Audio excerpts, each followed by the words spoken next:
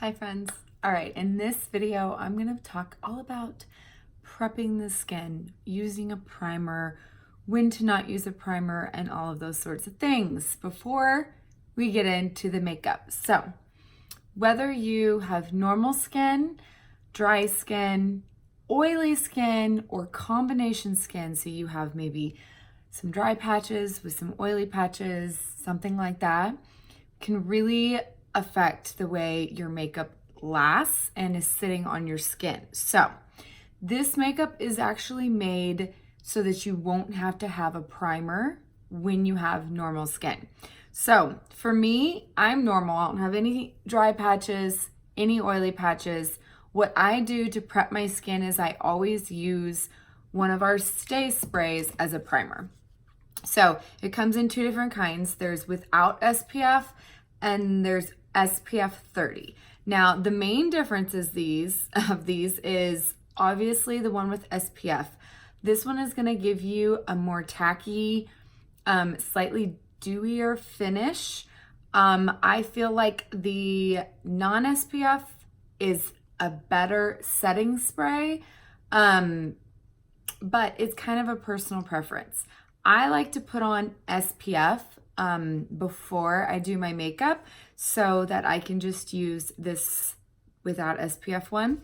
But if you are worried about flashback for like photography and that kind of thing, and SPF is known to give you that white cast when pictures are taken, the SPF stay spray will not give that effect, and so it's really good for photography. But this is what I do. So I would go ahead and spray this over my entire face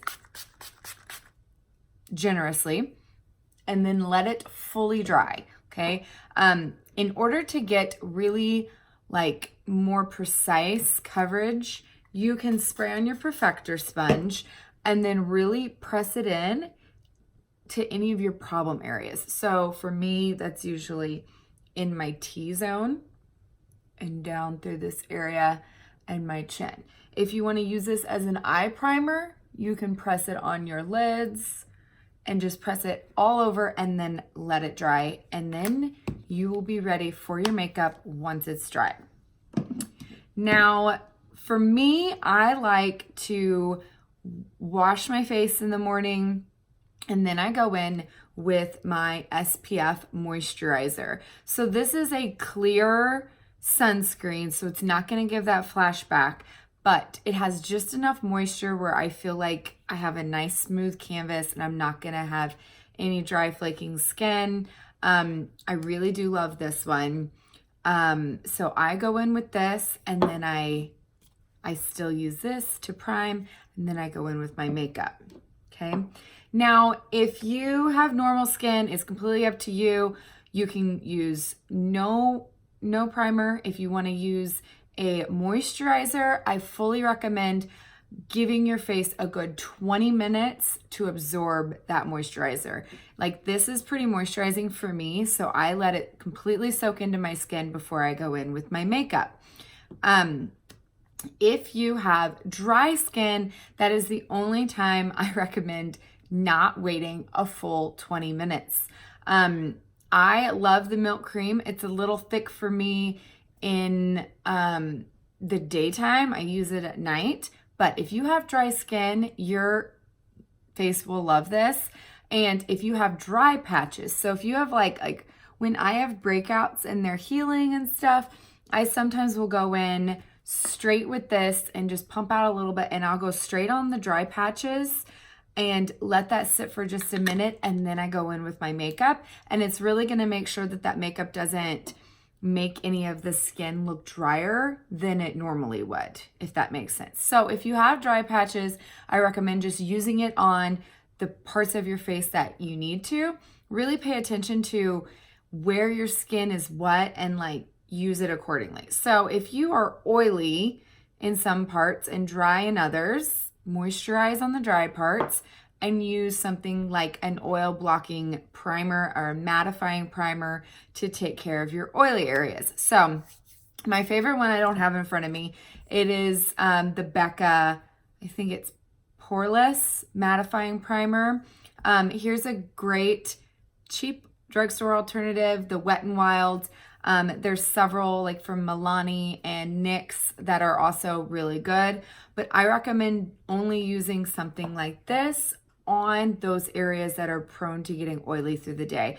Another great option is this e.l.f. It's a HD mattifying balm. And I even use this even with my normal skin in the summer if I tend to get a little shiny in areas before I put on my makeup. And it really just makes sure I get no oil coming out, and it really helps my makeup last through the day. So if you're having issues with your makeup not lasting, you might want to try a primer if you haven't tried one before.